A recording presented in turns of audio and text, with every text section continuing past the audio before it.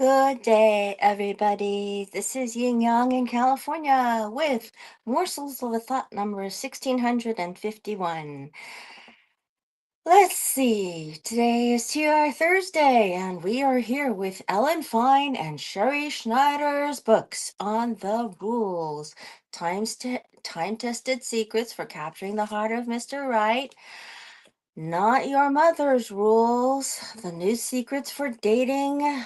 Now with their daughters too.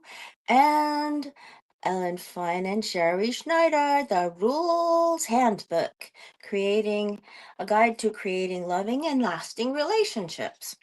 Now, we are starting today with the ground rules for dating of women dating men, and you can map that onto your life if you are a gay man or a lesbian woman.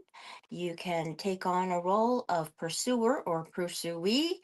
um, I don't know whether you would designate your own roles or not. I am straight, so you'd have to ask an expert. I am no expert by any means. However, I do love these books, so I read what I can out of them and glean what I can. Uh, I have a purpose of bringing virtue into the world. How? By taking morsels of a thought each morning so that we learn a bit of what to do and what pitfalls to avoid as far as the right things to do in our lives goes. Now, a lot of religions go to virtue and the right thing and godliness. I stick to virtue as the basis of all power. Virtue can run anything, almost. There are people who will claim to have one thing or another better than the other, but I think that the common denominator, and I have been taught that the common denominator is virtue, according to Life Science Technologies by Dr. Yan Shing. And so I espouse these virtues, and here we are. Okay, so ground rules for dating by Fein and Sherrie Schneider. I borrow wisdom from the wise mavens of dating. Twice a week, I borrow from Fein and Sherrie Schneider, Tuesdays and Thursdays, TR Tuesdays, TR Thursdays. And then every day of the week, I have other books that I read. Different days of the week, you come back once a week if you want to, or twice a week, or if you want to, even more times a week. And hopefully, I have been coming to you every single day for 1651 days now, consecutively. Okay, week 6, ground rules for dating from the Rules Handbook, a guide to creating loving and lasting relationships by the New York Times best-selling authors of The Rules. Your Rules Weekly Pep Talk brought us to this week. Focus on the fact that men and women are different. Vive la différence. Men love a challenge, and that's why playing hard to get really works. He prefers to win you over and not be handed over as a trophy. This week, consider why men making the first move is so important in creating a long-lasting relationship. Day 92, Vive la différence. While we're feminists, we believe feminism is about equal rights and opportunities, not biology. Biologically, men and women are different. Most men are natural born hunters. They love a chase. The stock market, sports, and fast cars. Women like security. A woman goes on a first date and calls 5 girlfriends afterward to analyze what happened. A guy goes on a first date and then watches a football game. Women who call men, ask them out, travel to men, or pay for dates destroy male instincts and ambition. So, when you don't hear from a guy, resist the urge to text, "What's up?" or "I miss you." Stop. Day 93. Much ado about paying. In the old days, if a guy asked you on a date, he paid and that was the end of it. Now, who pays has become a confusing issue. Some women feel guilty about not paying and immediately pull out their credit cards to let the man know they are financially independent. Other women feel they should at least offer to pay and then secretly hope the guy doesn't take them up on it. So everyone wins. We think the whole splitting the check debate is much ado about nothing. You shouldn't pay as a woman, and you shouldn't make an insincere gesture to pay. The point of a date is courtship and chemistry, not equality or money. Interesting. Equality, as far as human rights go, is always the most important thing. But as far as equality in terms of who has more money, or who does more chasing, those are different phenomena. Sober dating, day 94.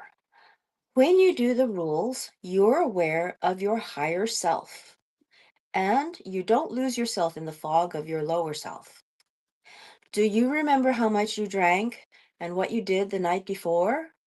Women who have more than one drink tend to overshare, get intimate too soon, or even initiate intimacy. If you can't have one drink, then maybe you should have none. You want to be alert on dates, so you pace the relationship and know if he's a good guy or not. A rules girl doesn't date to kill time, drink champagne, or try interesting appetizers. She's looking for a meaningful relationship and marriage. Are you dating sober or drunk?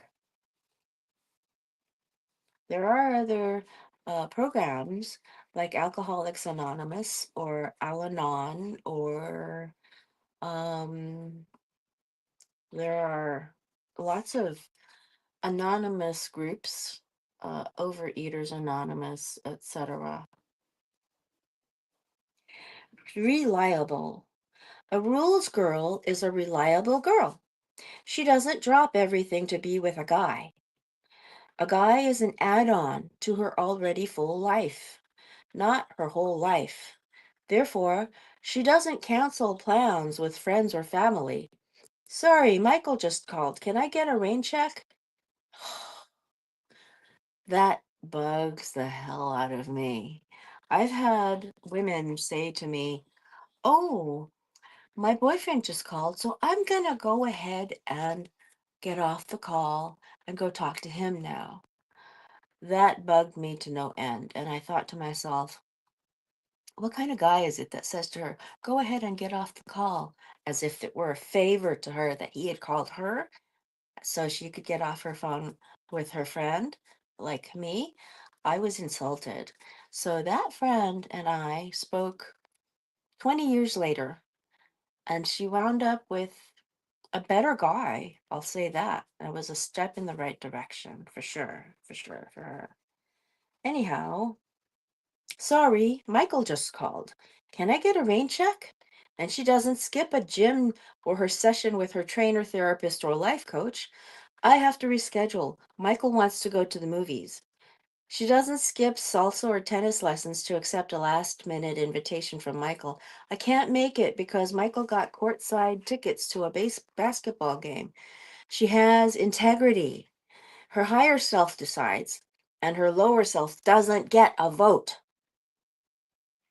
That means that when you really want to go with a guy to go to something, and you go, "God, I really wish I could go. I really wish I could go." What you do is you say to the person, "Oh, I really wish I could go." And that is so true to yourself.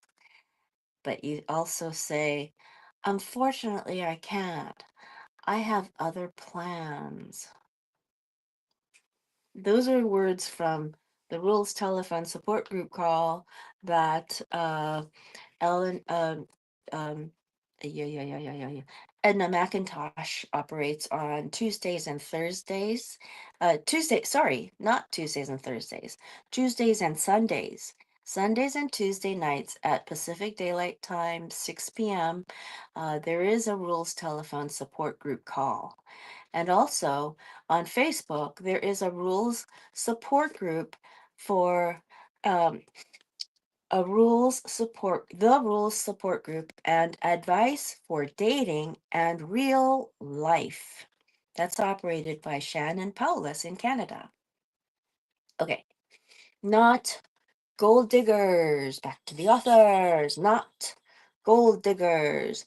Contrary to what some skeptics think, a rules girl is not looking for free meals, four-star restaurants, lots of gifts, or bling. We are reading The Rules Handbook, a guide to creating loving and lasting relationships by Fein and Sherrie Schneider through my Morsels of a Thought show number 1651. A rules girl is not looking for free meals, four-star restaurants, lots of gifts, or bling. She is looking for love, respect, and to be cherished. I mean, those things can come along the way, but those are never a goal. Those are probably called an effect. And it's okay if they don't come along either, depending on what the circumstances are. She is looking for love, respect, and to be cherished. She would rather receive a less expensive romantic gift like flowers, candy, or dinner than an expensive practical gift like an iPad for Valentine's Day. I mean, who wouldn't love an iPad? But at the same time, you go, this is a very rich friend, but that could be it, a friend versus a romantic friend, a romantic prospect, I mean. A romantic prospect is somebody who wants to love and cherish you. A wealthy friend is somebody who treats you as a friend, but there's nothing more necessarily. Okay, either that it's a really, anyway, it's not about the money. It's not the amount of money a man spends that matters, say the authors, but the type of gift. A 40-year-old client met a 45-year-old CEO on a dating app. He bought her a pricey air fryer for Valentine's Day, but he never said exclusive or I love you even after a year. We told her to ask him his intentions, and if he had none or just wanted to have fun, then we told her to break up with him and go back to dating, which she initially resisted because she loved him. We said, unfortunately, he doesn't love you back. She finally listened and was grateful she did because she met a 39-year-old modest tennis instructor on another dating app who asked to be exclusive and then said, I love you after 6 dates. Then he proposed after 10 months with his grandmother's ring and a wedding date. And when a person proposes, you need to get a wedding date along with the proposal. Otherwise, it means nothing. I can tell you from watching lots of TV that I've seen a reality talk show where two women said that they were both engaged to the same man for a while at the same time because this man obviously knew he could play them and say, oh, I'm your fiance. Oh, I'm your fiance. He never meant to marry them. He just wanted to call himself a fiance and call them his fiancés. But it never meant to him that he was going to marry them. And talk about playing with semantics there. Trickiness. Dishonesty. Don't see him again. It's the kiss of death if a guy asks you to split the check. If he's thinking about the cost of the Caesar salad and chicken parmesan, then he's not thinking about you and about seeing you again. Sometimes a server will ask if you're splitting the check and you will feel obligated to pay. Don't. A respectful guy would never let that happen and would still insist on paying. Otherwise, he just doesn't like you enough, and you're in the friend or friends with benefits zone. A guy who pays and then says, "Don't worry, I'll Venmo you," is also not someone you should see again. He may not be good for it, you know. Better that he takes you to a less expensive restaurant and pays than ever ask you to chip in. Never feel badly for a man paying for dinner or taking you out. And this is an issue that some women come to. They say, "I feel guilty for not paying," or "I feel guilty, it was so expensive and I don't really like him." Well, that's the price he pays for the chance to see you, for the chance to make an impression on you, for the chance to be with you so that he can get to know you and so that you can get to know him. Oh, hi, Esri. Oh, by the way, today is National Kitten Day, according to my calendar, and my kitten has just jumped up on top of my refrigerator so that um, I will remember to tell you this. That's a very interesting factoid that you have never mentioned to me before. I'm talking to my cat. Oh boy. Okay, okay. We'll make an exception. Today is National Kitten Day, according to my calendar for 2025. Okay. Don't be so nice. We are reading, sorry. We are reading The Rules Handbook, a guide to creating loving and lasting relationships by Ellen Fein and Sherrie Schneider. These are women who have become world famous for their uh, acumen, dating acumen. They're both married and with children, and they have been advising women for decades now. They're only a little older than I am, and they've written all these books. They've written. There is another one of their books that I haven't got up here. Up here, there is. I just don't remember what it's called. Anyway, don't be so nice. When we advise our clients not to pay or travel to a man, they argue they're just trying to be nice. The rules are a truth serum, and the truth is, these women want to be liked way too much in order to get their partner to propose. When the right person likes you, you don't have to be overly nice or try too hard to pay. It's best to be chill, not overjoyed. Chill being sedate. When he asks you out, it's best to be chill, not overjoyed when he asks you out.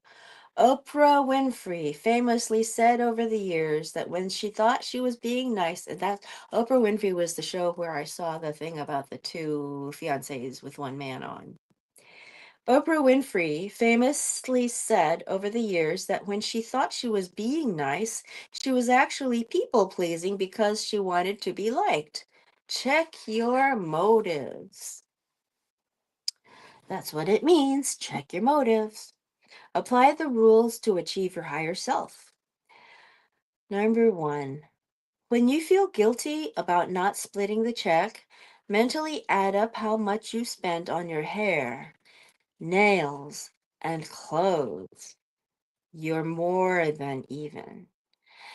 In the first book, the authors have said that you must not skimp on the details of dressing nice to look pretty. Dressing nice, taking care of your face, your hair, your nails, making sure your wardrobe is stylish but not overly expensive. Make it flattering and not chic. Just try to look flattering. Make your clothes look flattering on you. It's better to wear a no-name brand that looks stunning on you, say the authors, than it is to wear a designer outfit that doesn't flatter you. Um, what was the other part I wanted to say? The thing about the hair. Okay. Um, let me tell you, I know women who have spent $3,000 on their hair at one shot just to make it have extensions so that it looked like they had long hair. And the one particular time that I saw a woman spend that much, we were working together in a movie theater and we were selling popcorn. We were earning $10 an hour. So $3,000, what's that? That's 1/7. That's 2 months pay if you're working full time. So that's a lot. Um, that's 1/7 of the year. So that's about 2 months pay to spend on your hair in one visit. So imagine that. And that's to make yourself look nice. And then people spend cosmetics money, a lot of money on cosmetics. And like I said, I went to China 20 years ago and I found that one single mascara cost 120 US dollars there. Can you believe it? You're more than even, especially with the time you spent. One time I actually curled my hair, got ready for a date, and the guy showed up in dirty hair and a t-shirt. And my friend was upset on my behalf. She actually pulled him aside and said, like this, and she said, "You were supposed to get a clean shirt and wash your hair. She spent hours on her hair." You know, I kind of looked up and thought, "Oh, he's not, he hasn't come downstairs yet." But that was all. And I remember hearing a little whisper, but it wasn't until way later that I figured it out because what happened was we were at a restaurant and the restaurant was by the mall. And so he said, "Let's go inside." And so we went inside and he bought himself a brand new collared shirt, button down shirt. And he asked me if I wanted to buy anything like hosiery. And I said, "Oh, no, thank you. Why?" I didn't get it, but I think he was just sort of shrugging to say, "Gosh, your friend really told me something important." But no, that one didn't turn out at all. Okay, number two. Don't be overjoyed when you get an expensive gadget like an air fryer from your boyfriend for your birthday. Better to get a romantic gift that's less pricey. In the first book, they talk about a blender.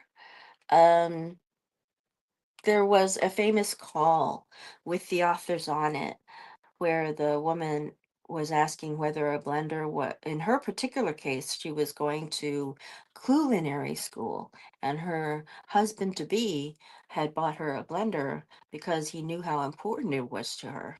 So the authors and we were talking about it and it turned out that that was an exception to the rule, but the general rule is this: better to get a romantic gift that's less pricey. Number three, if you think a relationship is mutual, use the rules dating journal or a notebook or your phone to record who is calling whom and who is suggesting what. It's not mutual. Okay, the rules dating journal. Let's hope the things don't come down like dominoes. So, I will talk to you again tomorrow. Tomorrow we will be doing a brain rescue and it will be Friday. Today I have to remind you it's National Kitten Day, I guess, because this cat is really sitting up here to tell me to tell you that. Alrighty, I'll talk to you again later. I always talk about that old Kinderhook, the man where we get okay from, because he wants you to bring things to their virtuous completion. Okay, old Kinderhook.